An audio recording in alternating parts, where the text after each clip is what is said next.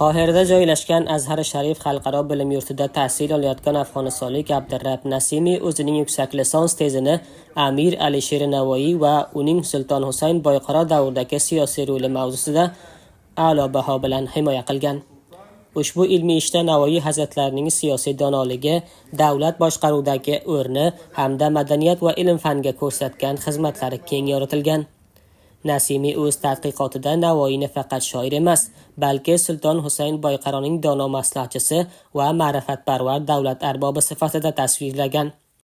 Azhar bilim yurti ilmiy kengashi o'zi va Abdurrab Nasimiyning rahnamo ustodi Dr. Muhammad Itoqiy ushbu muvaffaqiyat bilan Nasimiy janoblarini tabriklab, Amir Alisher Navoiy o'z davrida turk va fors adabiyoti ahli bilan mustahkam aloqalar o'rnatgan, ikki madaniyatni bog'lovchi buyuk sima bo'lgani ustida ta'kidlagandir.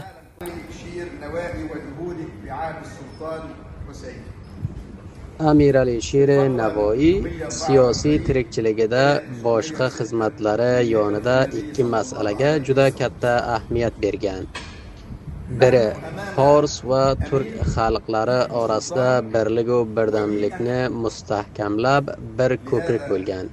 Ikkinchisi, sunniy va shia mazhab olimlarini birlashtirishga katta kuch xarjlagan.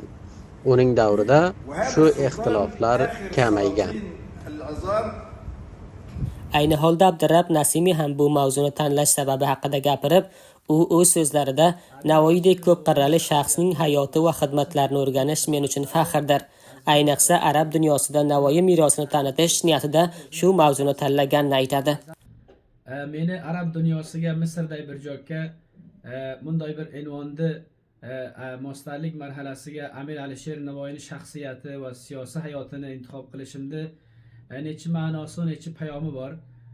Birinchisidan Amir Alisher Navoiyning shaxsiyati va xizmatlari eng katta joylarga, eng katta tahqiqlarga sazovor.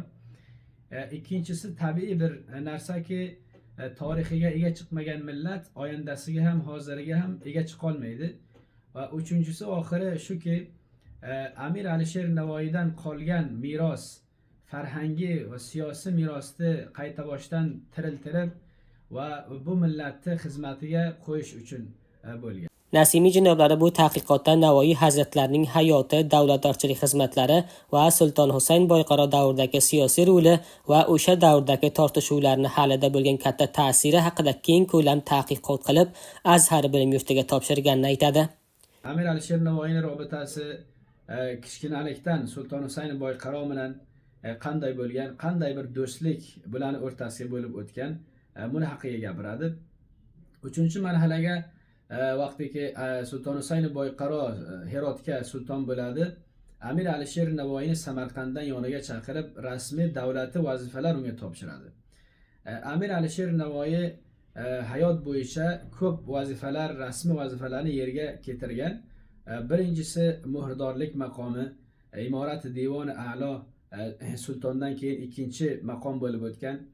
2 yilgacha Astarobod imoratiga amirlik qilgan. Undan keyin sultonning yoniga birinchi mashvara beradigan va birinchi yordamchi bo'lib o'tgan.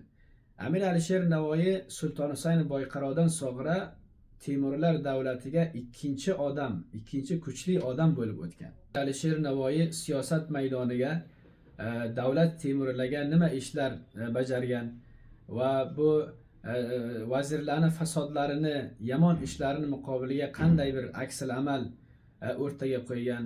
Vaqtiki Badii'uzzamon Sulton Husayn Boyqaroning o'g'li uni muqobiliga turganga 3 yilgacha uni ziddiga yaqalashib chiqqaniga Amir Alisher Navoiy qanday otasi bilan o'g'lini qaddiga musolaha qilgan.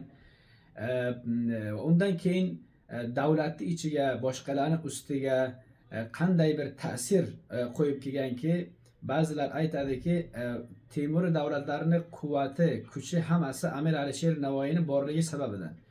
Chunki Amir Alisher Navoiy vafot etgandan so'ngra 2 yildan so'ngra davlat suqut qilgan.